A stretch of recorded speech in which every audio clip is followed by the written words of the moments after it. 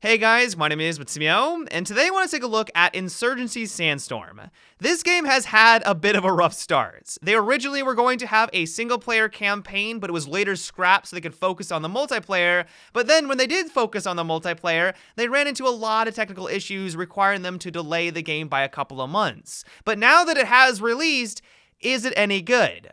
Well, I'm happy to say, other than some problems here and there, and we'll get to that here in a second, in general, they've been able to capture why I loved the original Insurgency so much in a brand new engine.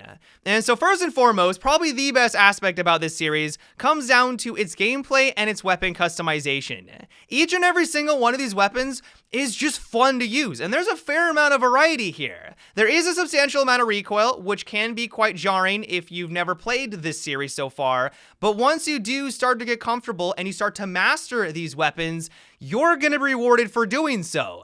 Each weapon hits ridiculously hard in Insurgency. This franchise has always straddled that fine line of more of the hardcore, realistic experience that you would find in something like Squad, for example, and more of the fast-paced arcadey gameplay from the Battlefield series. It's kind of like right down in the middle.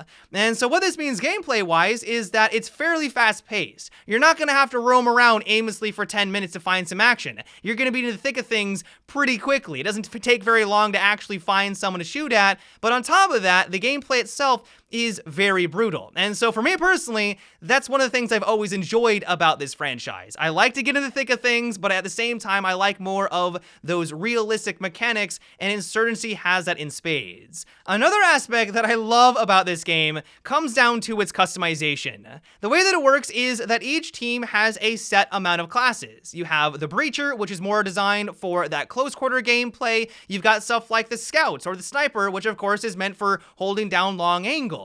But the thing I've always loved and appreciated about this series is that so many people can play as those predefined roles. Now, of course, this does limit you a little bit. If you join around mid-game, you may not be able to play the class that you're wanting, but it really solves the problem that something like Battlefield has, for example, where your entire team could be playing as the recon and no one's actually playing the objective because of that. On top of that, when you do select the class that you want to play as, the customization doesn't stop there. Every single one of these classes has a set amount of points that they can spend further on how they want to tailor the experience to their playstyle. Probably the best comparison of this is the Pick 10 system from the Call of Duty franchise. If you want to have the best weapon available to that kit, well, then you're going to have to spend the most points. So some weapons might only require 1 point. Some might require 5. And so if you do decide to go with the more expensive one, yes, that weapon might be quite powerful, but then you don't have as many points to customize it in other aspects. If you're someone who wants to be a tank and have the best armor, you want a lot of rounds at your disposal, maybe a couple smoke nades to be able to support your teammates, those all require points that could have been used elsewhere. If all that wasn't enough, there's also a weight system that you have to consider. That heavy armor is quite heavy. If you want to bring in an LMG, it's going to weigh you down and slow your movement from point A to point B. And so if you do have that close encounter weapon, but you also want to take a couple extra shots, well, then you have to weigh the pros and cons. This is going to make it difficult for me to close the gap so I can use my weapon more effectively, but at the same time, I'm now able to take those extra couple of shots. That is why I love the customization so much. And while it's difficult to tell if it's well balanced in the grand scheme of things, I simply have not put hundreds of hours into this game quite yet to really fully understand the nuances of the customization. At least so far, it allows you to tailor your different classes to the role you're trying to fulfill or the gameplay experience that you're trying to have, which is something that I really appreciate. Now, that doesn't mean that Sandstorm is flawless though, and one of the issues I have with it right now is the map design. The maps themselves aren't terrible, don't get me wrong. There is plenty amount of cover, they facilitate gameplay well enough, there's actually a lot of intricacies here.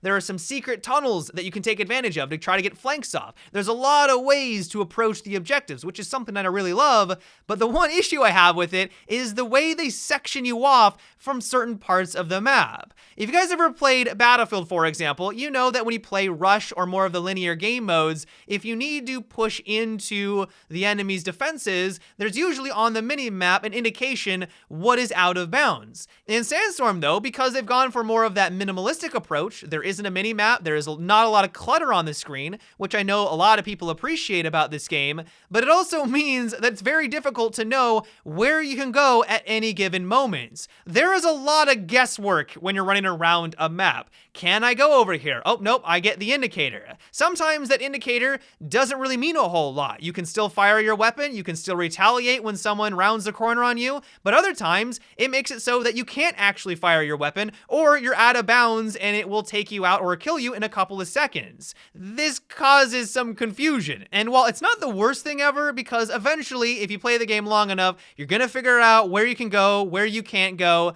but it will take a while because it's different depending on what game you're playing on and the progress of the match and where you are and where the enemy is. Like, it does get very confusing. And while I do realize this is probably just a result of more of that minimalistic design that they were going for, I feel like they could have handled it a bit better. If they didn't want to have a minimap to relay the information that you were about to go out of bounds, maybe they could have placed down a red line when you got close to the border that showed up to indicate that to you. Yes, it might take you out of the experience a bit. I realize it's not all that realistic, but it would have definitely eliminated a lot of those frustrating moments when you're about to get a flank on someone, you're now out of bounds, you can't actually use your weapon, and so you get taken out because of that. Especially considering a lot of these maps are very complex, I think they could have handled this a bit differently, but of course that is just my 2 cents. Another thing that you do need to be aware of is that this is an indie game, and it can feel like one at times, especially with the animations. Now, the actual animations of reloading weapons and all of that is phenomenal. Like, actually, it's some of the best, I would say, for a lot of FPS games, but when you actually are looking at your teammates running around the map, vaulting over things, that's where it gets a bit more jarring. This was an issue that I had during the beta, where you would see people kind of skipping around the map, and it's still present in the release of the game. Now, I trust these developers. They have a great track record. Like I said, I love the original. I think they're going to be able to iron out these issues, but if you're going in expecting one of the most polished experiences with flawless animations across the board, everything is doing exactly what it should, you might be in for a disappointment. Speaking of disappointing, you have to realize that this is a team-based game, and you're gonna have to rely on your teammates if you want to be successful. Now, you don't have to stick with them as closely as something like Battlefield. You're not gonna be able to get about health. You're not gonna be able to revive people. It's not to that extent, but you are gonna have to work as a team, play the objective if you want to win these rounds. For some reason, I had teammates that were just shooting at walls basically half the round. Jon Snow here, for example, I guess he really did know nothing because he just shot at the wall for majority of the time. Eventually he got things going, but you need to be patient. You're gonna have these teammates. It can be a little frustrating, but I think that teamwork in the long term is gonna be a good thing for Insurgency Sandstorm because it makes it that much more rewarding when you are able to push through the front lines and capture the objective.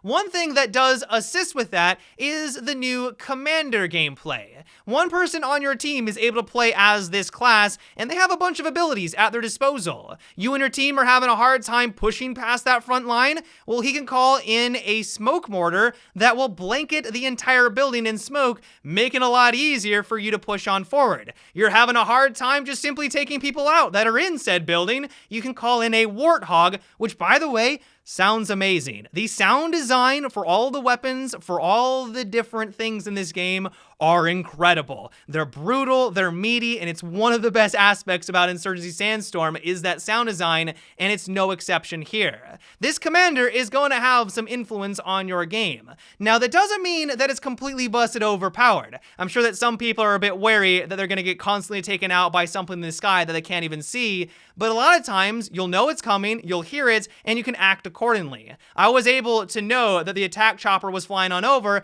and instead of just standing out in the open, I ducked for cover for a couple of seconds. I went behind a wall. When it scooted on over to the other side of the map, I just scooted on over to the other. So there is some interactivity there, which I really appreciated, but it still is able to kind of help you out in different respects if your team is having a hard time pushing on in, and you do need to use these to be able to secure the objective sometimes. All in all, though, I have been having a lot lot of fun with Sandstorm. Even with its issues, even though it's not the most polished experience, at its core, the customization and the gameplay itself is just incredibly exciting. I'm looking forward to seeing where the developers take the game. I don't know if they have plans to continuously support it throughout the years, but basing it off of what they've done with the original, I think it's kind of without saying that this game is going to have more content. They're going to be ironing out the issues in the next couple of months, and that makes me incredibly excited. But yeah, guys, that is about it for today's video. I hope you enjoyed. Let me know what you guys think about Insurgency Sandstorm. Have you been having a lot of fun with it? Do you enjoy it for the reasons that I explain? Are you a little disappointed? Let me know down below in the comments. But yeah, guys, until tomorrow, have a good one, and take it easy.